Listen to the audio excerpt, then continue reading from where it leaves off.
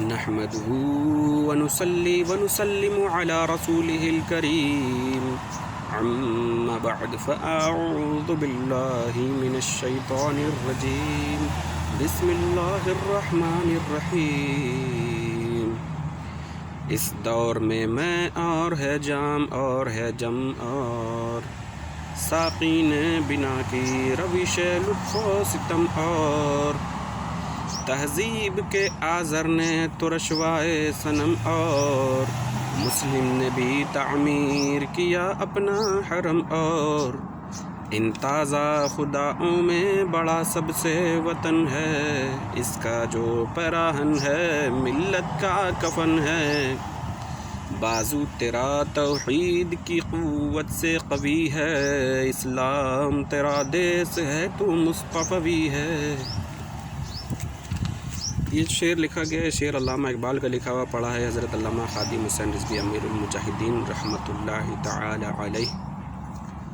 اس شعر کا مقصد جو ہے کہ مسلمانوں کو جگانے کے لیے ہے کہ مسلمان جو آج کل ہم لوگ اپنی پہچان کھو چکے ہیں، ہم لوگ کچھ بھی نہیں ہیں، ہم لوگ صرف مٹی کا ڈھیر بن کے رہ چکے ہیں، ہم لوگ کی کوئی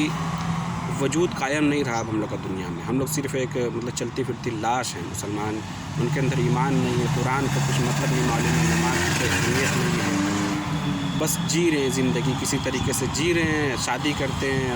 اور بچے ہوتے ہیں، پھر ہم لوگ بوڑھے ہو جاتے ہیں، دادا دادی بن جاتے ہیں، نانا نانی بن جاتے ہیں، پھر آخر میں قبر کے اندر چلے جاتے ہیں، اور پھر وہاں پہ بھی ہوتا ہے قبر پہ کوئی پوچھنے والا نہیں ہوتا، شمع بھی جلاؤ تو اجالا نہیں ہوتا، وہاں پہ اجالا ہوئے گا قرآن کی روشنی لے کر کے جائیں گے تو اجالا ہوئے گا، وہاں پہ نماز کی اور تلاوت کی روشنی لے کر کے جائیں گے تو وہاں پہ سارا کچھ ہم لوگ کو ملے گا، ورنہ کچھ بھی نہیں ہے۔ ہم لوگ اپنے بچوں کو تو دین بھی نہیں سکھاتے، دین کے نام پہ ہم لوگ ڈرتے ہیں کہ اپنے بچوں کو ارے مولوی بنا دیں گے، مولوی بن جاؤ گے، ابھی جوان ہو، ابھی داڑھی رکھ لو گے۔ تو علامہ اقبال نے مسلمانوں کو ایک جھٹکا دیا ہے، جھنجھوڑا ہے، ہلایا ہے۔ اللہ تعالیٰ ان کی قبر پہ کروڑوں کروڑ رحمت فرمائے۔ علامہ خادم حسین رضوی رحمۃ اللہ علیہ جو مسلمانوں کو جگا کر کے اب خود سوئے ہیں، اب ان کا وقت آ گیا، اللہ تعالیٰ نے ہر کسی کا وقت مقرر کیا ہے، وہ بھی چلے گئے، امیر المجاہدین، اور یہ اعلیٰ حضرت کے بہت بڑے دیوانے تھے، اور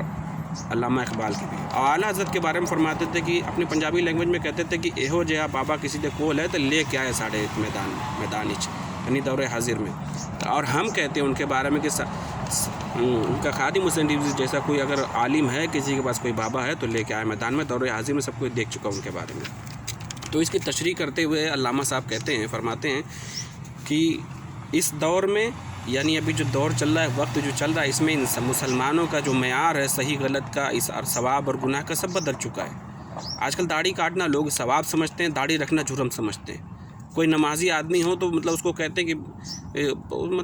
بس احترام تو کرتے ہیں، مگر اس کو کسی کام میں گواہی کے لیے آگے نہیں لاتے، اس کو کچھ بھی نہیں سمجھتے، بس ٹھیک ہے ایک آدمی ہے نماز پڑھتا ہے، ہم لوگ احترام کریں گے، بہت زیادہ فاتحہ کے لیے بلا لیں گے۔ یہ معیار بدل چکا ہے ہم لوگ کا، اس دور میں اور ہے جام اور ہے جم اور ساقی نے بنا کی روش لطف و ستم اور کہ ماں باپ جو بچوں کو دین سکھانے والے ہیں ان لوگ کا بھی ابھی لطف یعنی اچھائی کا اور ستم برائی کا دونوں معیار بدل چکا ہے، بچوں کو دین پڑھانے ہی نہیں چاہتے۔ مسلم نے بھی تعمیر کیا اپنا حرم، اور مسلمان بھی اب اپنا حرم جو کعبہ ہے اس کو امریکہ کی طرف، یورپ کی طرف کر چکے ہیں۔ اے ناداں، علامہ اقبال کہتے ہیں اے ناداں تورا امید غم کو سارا زی فرنگست، دل شاہین سوزت بہر مرغے کے در چنگست۔ علامہ اقبال کہتے ہیں کہ کبھی بھی ہم لوگ کو امید نہیں رکھنا چاہیے کہ یورپ ہم لوگ کو انصاف دلائے گا، ہم لوگ کے کہ درد کا دوا کرے گا، ایسا کبھی بھی نہیں ہوئے گا۔ ہم لوگ کو چاہیے اپنے دین کی طرف واپس لوٹیں، اپنے دین کی طرف آئیں۔ آزر جو حضرت ابراہیم علیہ السلام کا چچا تھا، وہ بت بناتا تھا، اس کے بارے میں کہا کہ آزر نے بھی ترشوائے صنم، آزر نے بھی ترشوائے اپنے صنم، اور تقریباً ایسے ہی ہے کہ مسلم نے بھی تعمیر کیا اپنا حرم، اور ان تازہ خداؤں میں بڑا سب سے وطن ہے۔ آج سب کا سب ہم لوگ کو جو امت مسلمہ کے اوپر جو اتنی مصیبت ٹوٹی، ہر جگہ پہ قتل و غارت ہو رہا ہے، اس کا سبب کیا ہے کہ ہم لوگ اپنی حد میں محدود ہو کے رہ گئے، کوئی کسی کے بارے میں نہیں بولنا چاہتا ہے۔ چلیے بارڈر تو دور کی بات ہے، ہم لوگ ایک دوسرے میں پڑوسی کے کسی معاملے میں نہیں بولتا کہ کوئی آ کے اس کو قتل کر دیتا ہے، وہ خاموش بیٹھا رہتا ہے۔ ایک دن سب کی باری آئے گی، ہم لوگ دربے میں ویسے مرغی کے جیسے بیٹھے ہوئے رہتے ہیں۔ اللہ ہم لوگ پر رحم کرے۔ تو اقبال کا جو شعر ہے بہت ڈیپ میننگ والا ہوتا ہے، ہم سمجھا بھی نہیں پائیں گے، تھوڑی بہت جو میں سمجھ میں آئی سمجھایا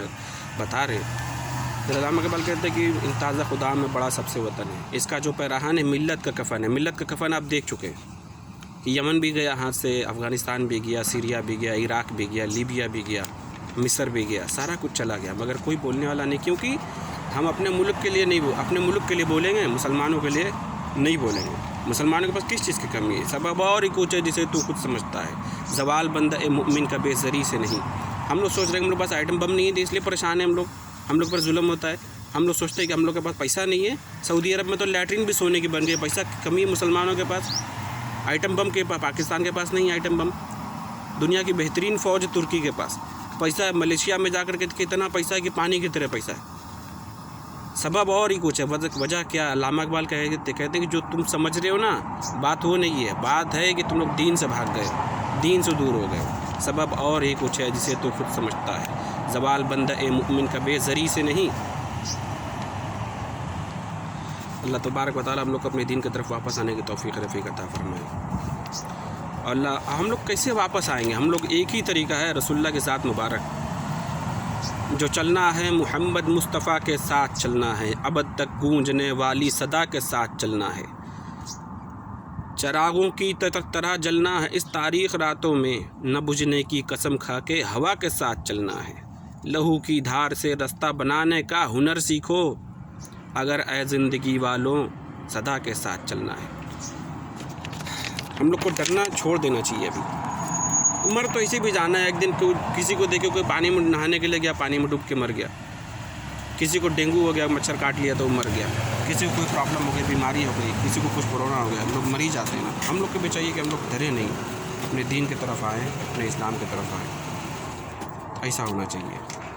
وآخر دعوانا ان الحمد للہ رب العالمین۔ السلام علیکم ورحمۃ اللہ وبرکاتہ۔